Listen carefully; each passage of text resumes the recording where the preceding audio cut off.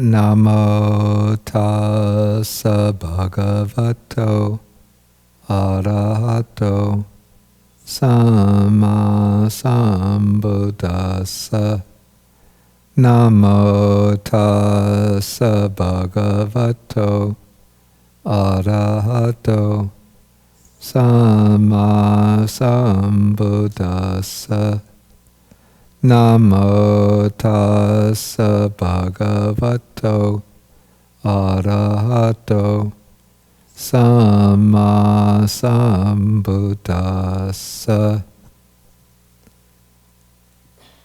Okay, today is November 7th, 2015.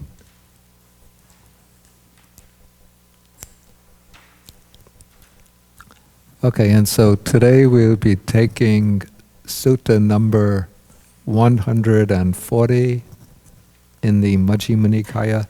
This is called the Dhātuvibhanga Sutta, the discourse on the analysis of elements.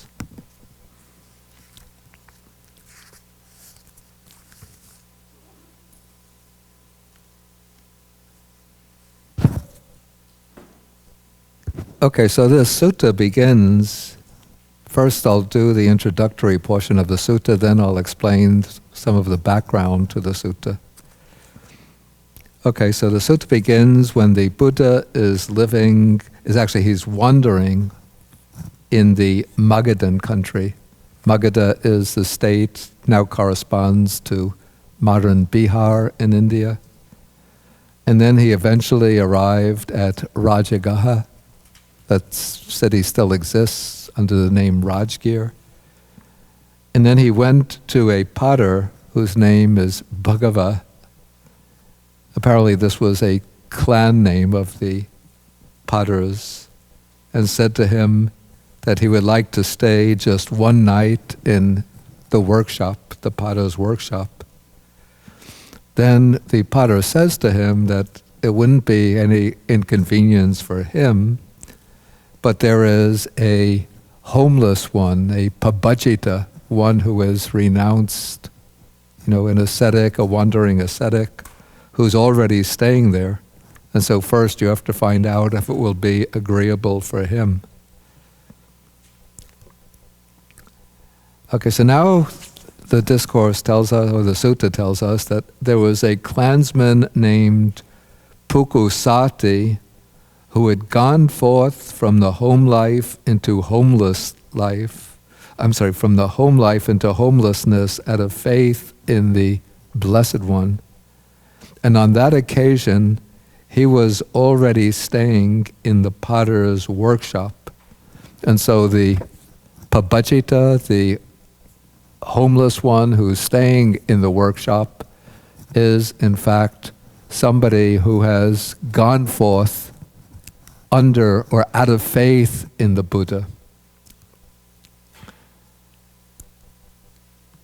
And this person who's gone forth, his name is given as Pukkusāti. And no further identifying information about him is given in the sutta, but the commentary provides some background information.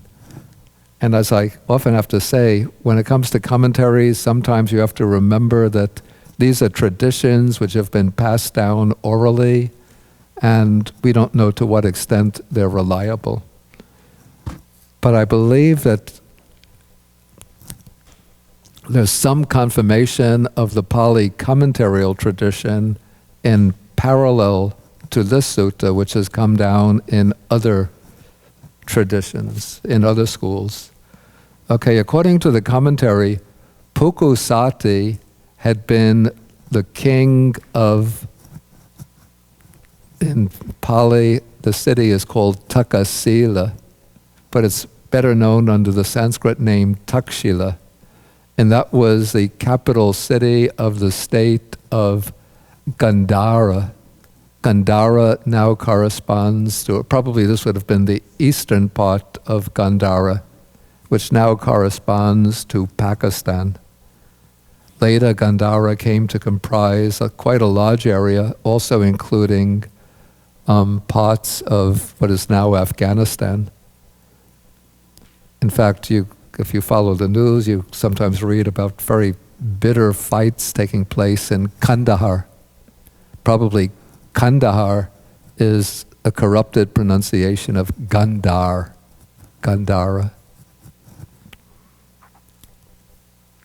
Okay, so coming back to the commentarial story, so it says that Pukkusāti had been the king reigning at Takasila, and through merchants who would travel back and forth between Takasila and Rajagaha, Pukkusāti had struck up a kind of friendship by message, through messengers, with the king of the state of Magadha, who is Bimbisara.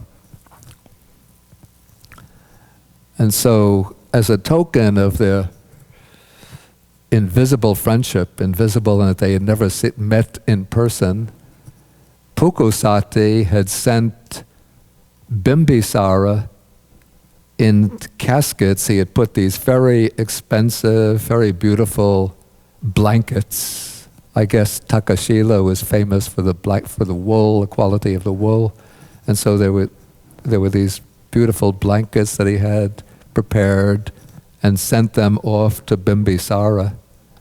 Then Bimbisara wanted to know, or he was pondering, what can I send my friend by correspondence, the king Pukkusāti, as a gift? And so King Bimbisara thought, it's no use sending him any kind of worldly goods, which just eventually decay, but let me share with him the Dharma of the Buddha.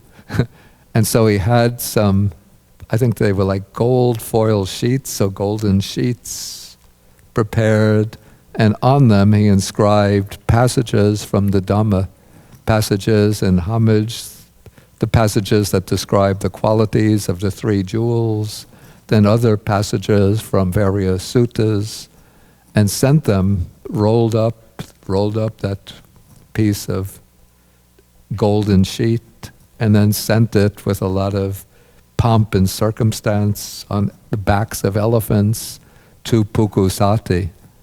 Then when Pukkusāti received this gift from King Bimbisara, he opened up the caskets and took out the sheets and read them, and his mind was immediately uplifted with delight and bliss and ecstasy. And I think he started to practice anapanasati and achieved, very quickly went into the 4 jhanas. And then he decided that continuing to reign over a kingdom is not in my long-term interest.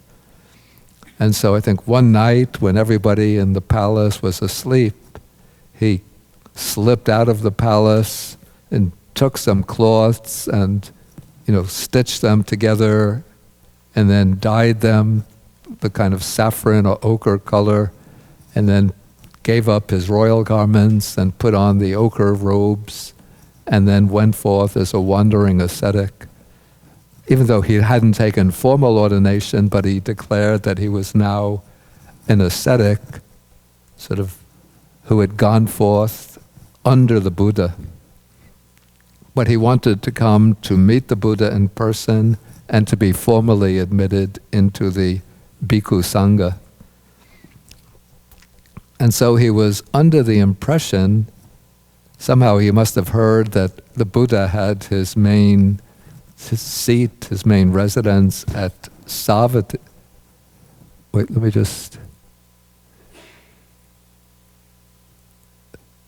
No. He thought that the Buddha was living in Rajagaha, and so he headed for Rajagaha, but the Buddha was actually residing at the time in Savatthi, and along the way, I guess the road going from Takashila to Rajagaha would have passed through Savatthi, so he had actually passed through Savatthi where the Buddha was living, but not aware that he was residing there. He continued on the journey, going further southeast to Rajagaha until he arrived at Rajagaha and he learned that the Buddha wasn't living here, that the Buddha was in Savatthi.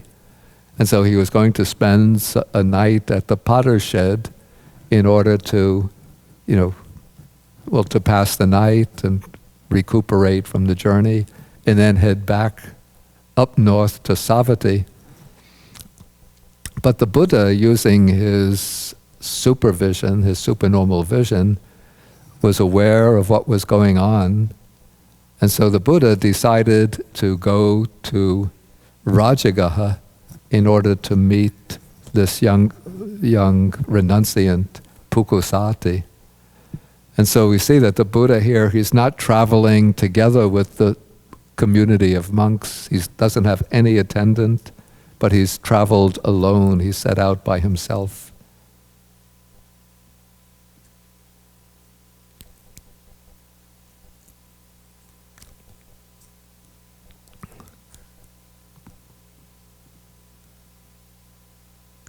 Okay, so this is the background to the sutta. And so this is the background, I should say, according to the commentary.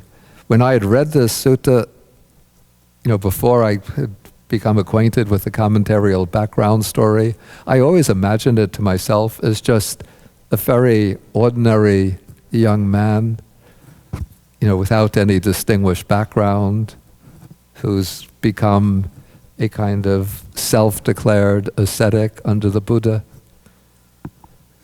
And so I actually prefer it that way, rather than to glorify the figure by making him a renunciant king.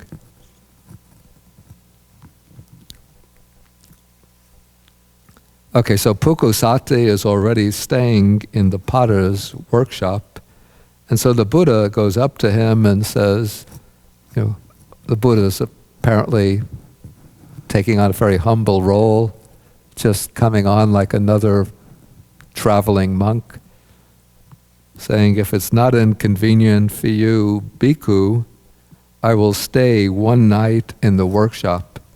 And it's interesting that here the Buddha addresses this young ascetic as bhikkhu, because usually we think now that bhikkhu is a distinctive term for a Buddhist monk.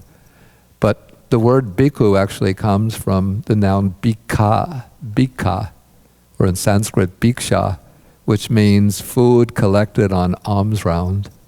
And so bhikkhu is one who lives by collecting food on alms round.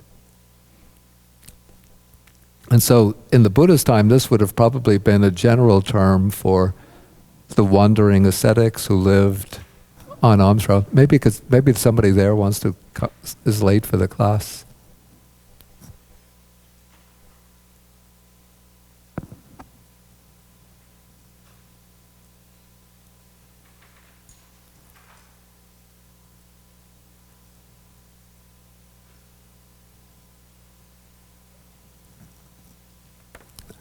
Okay, so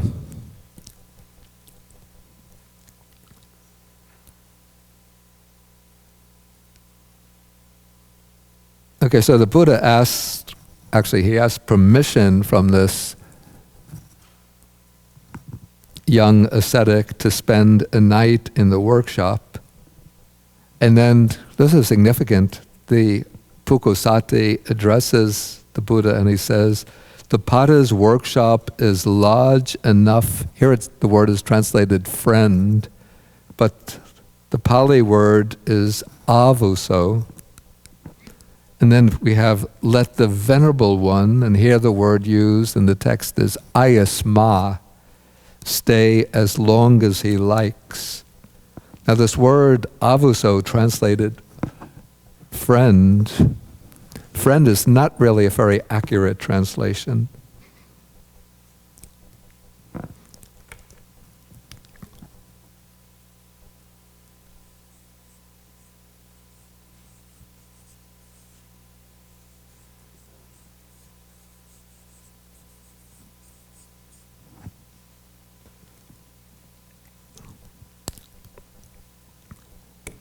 Yeah, the word avuso was a term of address that was used amongst monks and ascetics, which imply some degree of parity, that is, equality. So when monks of roughly the same age level, in terms of ordination, speak to one another, they address each other as avuso. And in fact, later on, when the Buddha was passing away, the instructions he gave for the continuation of the Sangha was that elder monks should address junior monks as avuso, whereas junior monks should address elder monks as bhante. Okay, so when this Pukkusāti addresses the Buddha as avuso, then it's suggesting that that they're just like fellow monks of the same, roughly of the same level. It doesn't imply any kind of spiritual superiority of one to the other, but it's just a friendly greeting. And then also the word ayasma, which is translated here as venerable one, again is the kind of address that one monk might use when speaking of another in the third person, again implying roughly some degree of similarity of status between the two. And this word, this address here, as we'll see probably next week, plays a significant role later in the sutta.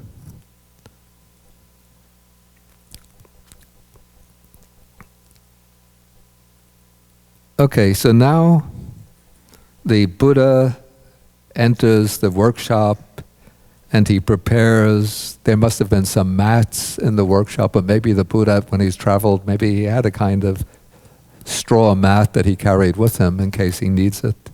So he spreads this, or maybe there was just grass piled, maybe not a mat, but maybe just grass on the floor of the workshop. And so he prepares a spread of grass at one end, he sits down, crosses his legs, and then the text uses the stock expression, establishes mindfulness in front of him, which means that he enters into meditation. And so the Buddha spends most of the night seated in meditation, and the Venerable Pukkusāti also spends most of the night seated in meditation. And then the Blessed One thinks that this young man is conducting himself in a very pleasing way or an inspiring way. He's probably sitting in a very firm, solid posture. He's able to sit for a long time. So he says, suppose I were to question him. Okay, and now what the commentary explains, and is probably true, is that the Buddha already knew that Pukkusāti had gone forth under him, but he wants to start a conversation. And how do you start a conversation with another monk? The standard way was to say, like, under whom have you gone forth? Whose teaching do you follow? What kind of practice are you engaged in?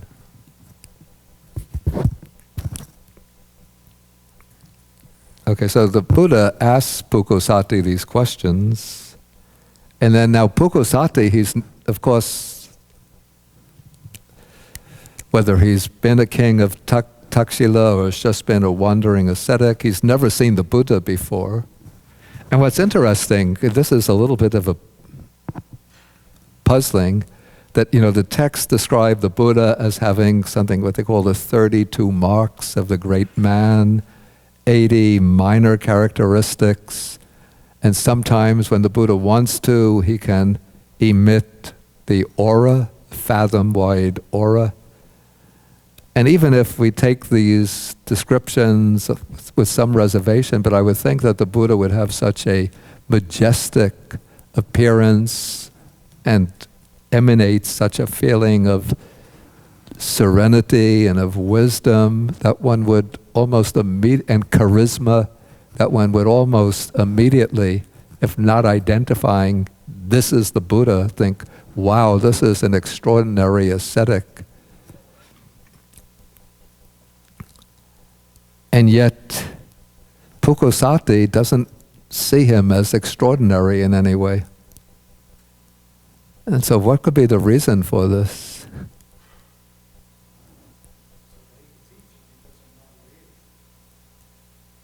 Yeah. Yeah, I think that's the good point. That the Buddha has sort of, I would imagine that the Buddha has some control control over his physical appearance. So when he wants all of his characteristics of the Mahapurisa, the characteristics of the great man to become evident, for example, sometimes the Buddha wants to impress a Brahmin, so he'll let those characteristics become evident, and then the viewer, say the Brahmin, will see him and then will be struck by awe at the presence of the Buddha, and then will approach in order to learn from him. But here, if the Buddha comes on with his full, majesty of his bearing, then Pukkusāti will be awed, and they won't really have a chance for this conversation. And so the Buddha has subdued his physical appearance so that probably if one looks closely enough, one will see these distinctive characteristics, but they're not sort of shining forth in their full glory.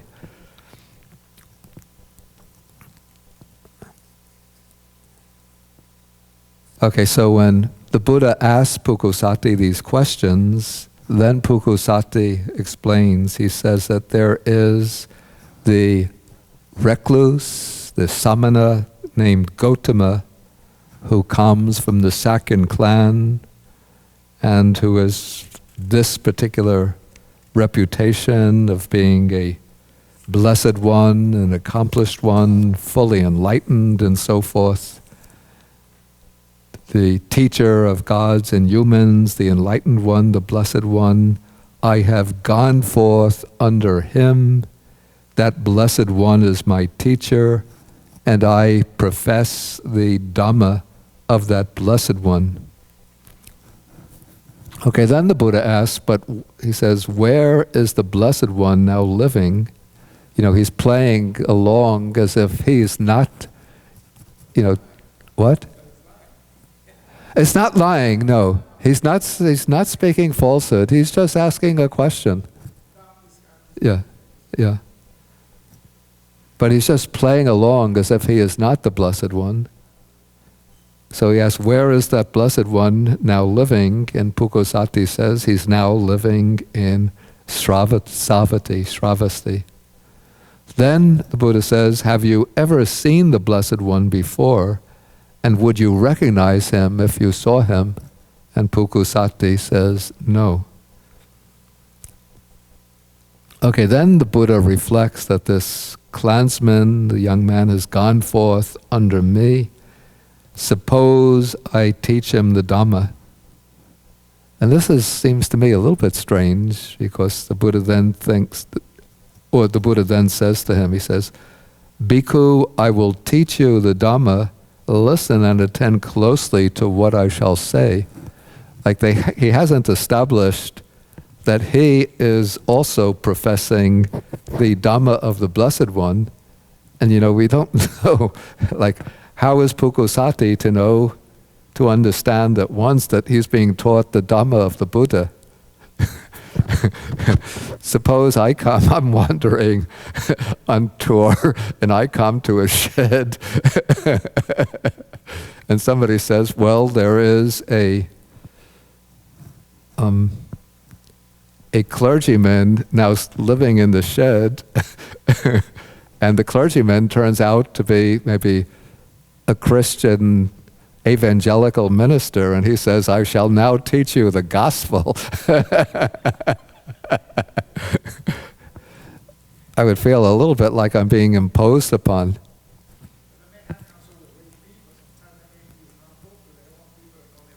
Yeah. Yeah. Yeah. Yeah. Yeah. Yeah, but I would expect the Buddha to ask Pukkusāti, well, what is it that that Blessed One teaches? It's just to test him, to see how much of the Dhamma he knows. Or else to say, I also know that, and I would expect Pukkusāti then to ask the Buddha, under whom have you gone forth? Who is your teacher? What is the Dhamma that you profess? Yeah. But I guess one could suppose that probably what you could say, what is original would be the teaching, and maybe the compilers had to construct, and maybe there was like an oral tradition of the background to the sutta. But what was the original sutta would have been the discourse itself, and so then the compilers had to construct a little bit of a dramatic framework around the sutta. And so we don't expect every logical step in the process of a conversation to take place. Okay, but now we come into the heart of the teaching here. And as in other suttas in this chapter of vibhangas, of analyses, we begin with the udesa. The udesa is like the table of contents or the outline of the teaching. And then comes the vibhanga portion, the analysis or exposition of the outline. And so the outline goes like this, that this person, this individual, consists of 6 elements, 6 bases of contact, 18 kinds of mental exploration, and has 4 foundations. So those are the main themes that are going to be expounded. Then comes something which appears only towards the end of the sutta. The tides of conceiving do not sweep over one who stands upon these 4 foundations. And when the tides of conceiving no longer sweep over him, he is called a sage at peace. The Pali expression is muni santo. That is, muni is the sage, santo is peaceful. Then one should not neglect wisdom.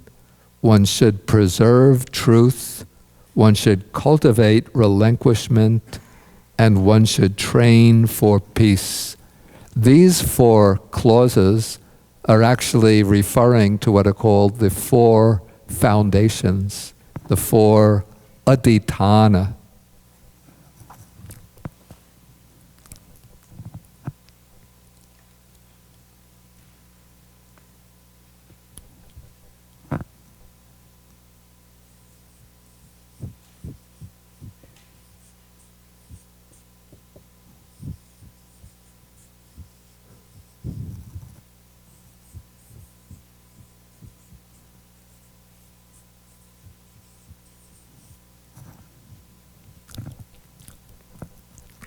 One of the senses of adhitthana is from the prefix adhi, which means over, and thana is a place or even station.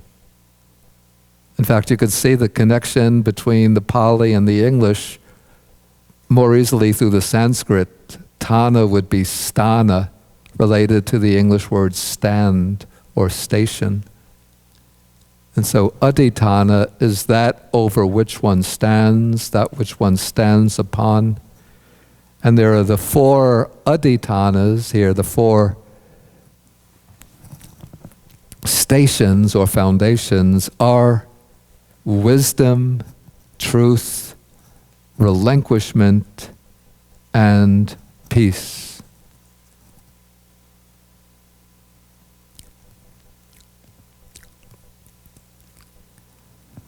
Okay, now the Buddha first goes through he goes through the first items in the summary, in the outline. And so these we've had, at least briefly, we've had them previously. Okay, so the person consists of 6 elements. What are the 6 elements? The earth element, water, fire, air element. Those are the 4 primary material elements. Then there's added another material element, the space element. And then representing the mental side of experience, there's the consciousness element. And with the consciousness element, we can assume comes along the other 3 mental aggregates, though they're not expressly mentioned here. That is, we have feeling, perception, and all of the other mental activities. Okay, then we have the 6 bases for contact. Those are the eye, ear, nose, tongue, body, and mind. These we've had several times already. Then we come to the 18 kinds of mental exploration. The 18, these are upavichara. Okay, so we can just go through them quickly. I explained these in greater detail when we took sutta number, I think, 137.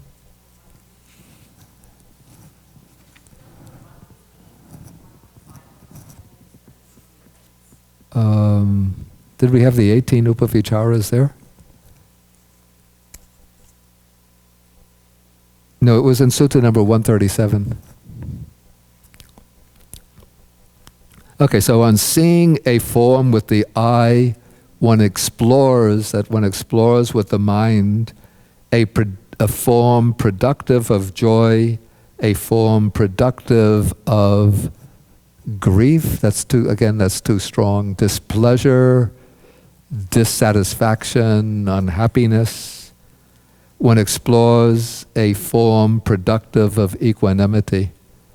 So we have forms that give rise to the 3 kinds of feelings, 3 kinds of mental feelings: joy, sadness, equanimity, through the eye, and similarly through the other 5 sense bases: ear, nose, tongue, body, and mind.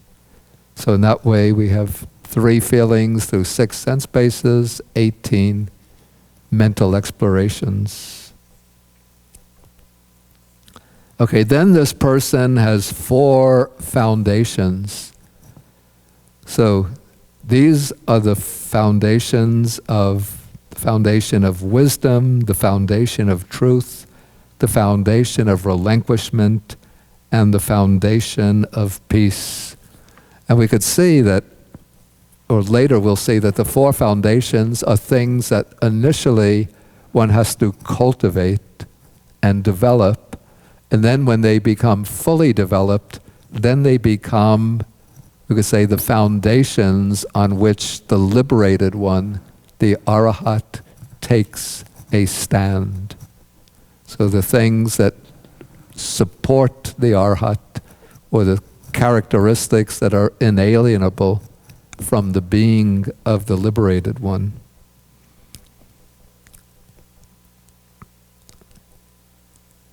Okay, so these are the 4 foundations, and then that statement that one should not neglect wisdom, should preserve truth, should cultivate relinquishment, and should train for peace. This is just another way of formulating the 4 foundations. So this is you could say that this is the Buddha's injunction in cultivating these 4 qualities. And when those 4 qualities become fully developed, then they become foundations. And so here the Buddha picks up first on the statement that one should not neglect wisdom, and then he raises the question, how does one not neglect wisdom? And now he's going to explain the development of wisdom in terms of insight into the 6 elements. And so the Buddha is moving directly in his teaching to Pukkusāti, moving directly into a teaching on the development of insight or paññā, wisdom. He doesn't give Pukkusāti the gradual step-by-step instruction, starting from moral virtue through restraint of the senses, contentment, mindfulness and clear comprehension, overcoming the 5 hindrances, the 4 jhanas, because, at least according to the commentary, Pukkusāti had already attained the 4 jhanas, so he already had mastered the preliminary stages of the practice. What he was lacking, because he hadn't met the Buddha directly in person, didn't have or hadn't met even another monk who was skilled in the teaching, so he didn't have yet acquaintance with those teachings that conduce to the arising of wisdom. And so now the Buddha is going to give him that teaching by way of expounding on the 6 elements.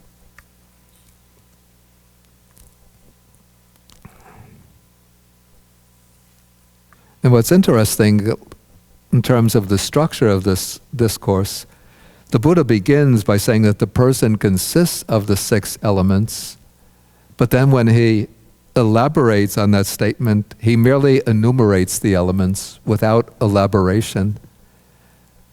But it's when the Buddha picks up on the statement that one should not neglect wisdom that he then starts to elaborate on the elements. I don't know the reason for this rather sort of indirect way of treating the elements. Okay, so we come to the earth element. Again, we've had this basic formula we've had in several earlier suttas.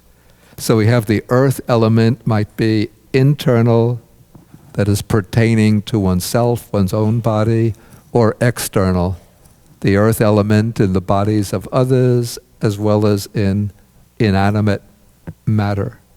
So the internal earth element is whatever internally belongs to oneself is solid, hard, and clung to. So that is the distinctive feature of the earth element, is solidity or hardness. And according to the Buddhist philosophical explanation, all of the 4 elements, material elements, are present in any kind of material substance, but in certain substances, one element or the other predominates. And so we can use those particular material substances to illustrate that specific element. So with the earth element will be present even in, say, blood or sweat, but it's most prominent in the hard, solid parts of the body. And so to illustrate the earth element, the Buddha enumerates the parts, the solid parts: head hairs, body hairs, toenails, teeth, skin, flesh, sinews, bones, bone marrow, kidneys, heart, liver, diaphragm, spleen, lungs, the intestines, mesentery, the contents of the stomach, feces, or anything else internally belonging to oneself that's solid, solidified, and clung to. Okay, so we have that's the internal earth element, and then the external earth element. When we have, say, a plate of food in front of us, the food is, you could say, is external earth element. Rice, vegetables, tofu, whatever, fruit, it's all external earth element. Okay, but the internal earth, this is a way to depersonalize or to break up the identification with the internal earth element, taking it to be I and mine, to contemplate that the internal earth element, the external earth element, are both simply the earth element. And so one way to do this with food is this is the way I've done it, is to contemplate that we have the plate of food, now it's external. Then I eat it, it goes into the stomach, it gets digested, and the parts that get the substances that get metabolized, today it's rice and vegetables and fruit. Tomorrow it's Bante. It's right there in the photograph, or right there in your field of vision. And then the other side, that there's internal earth element, which certain point tomorrow in that room for which you close the door, that becomes external earth element. Okay, so when you see that the internal earth element and the external earth element are simply earth element, then one can contemplate this internal earth element. Well, actually, one can contemplate both together as being not mine, not I, not myself. Contemplating it, yatha bhutang samapanyaya, that is, as it actually is, with correct wisdom. So this is how one is developing wisdom, through insight into the selfless nature of the elements. And so when one sees it as it actually is with proper wisdom, then one becomes disenchanted. That is, one breaks up the illusion that connects to the earth element, I and mine. And then the mind becomes dispassionate towards the earth element. Okay, then similarly with the water element, its distinctive characteristic is that it is, well, it's given here that it's watery, and clung to. Or if we could say that whatever is fluid, liquid in nature, that is the distinctive characteristic